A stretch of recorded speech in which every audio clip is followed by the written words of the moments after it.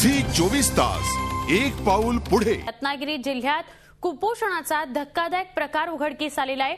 गेल्या 9 महिन्यांमध्ये तब्बल 152 बालकं कुपोषणाने दगावल्याचं समोर येत आहे। पुरेसा पोषक आहार न मिळाल्याने 6 गरोदर मातांचा मृत्यूही झालाय। यावर कळस म्हणजे या 9 महिन्यांमध्ये तब्बल 9 कोटी रुपये आरोग्य खात्याने खर्च केलेत। 9 महिन्यात आरोग्यावर 9 कोटी खर्च। 9 महिन्यात कुपोषणाने दगावली 152 बालकं। 9 महिन्यात 6 गरोदर माता मृत्युमुखी। ही वस्तुस्थिती नंदुरबार किंवा मोखाड्यासारख्या आदिवासी भागातली नाही।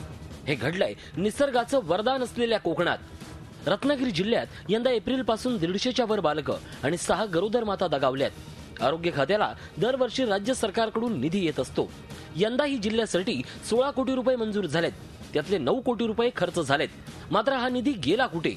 इतकं खर्च होऊनही इतके मृत्यू का होतायत हा प्रश्न आहे। यावर जिल्हाधिकाऱ्यांनी उत्तर दिलंय ते असं।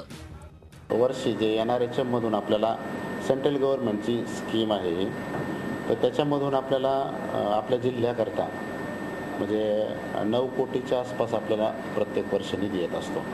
त्याच्यामध्ये मग वेगळ्या वेगळ्या स्कीम आहेत। मग त्याच्यामध्ये काही बांधकाम येतात, मग PSC उपकेंद्र, ग्रामीण रुग्णालय, सिव्हिल हॉस्पिटल, रुग्ण कल्याण समित्या यांच्यासाठी हा निधी येत असतो।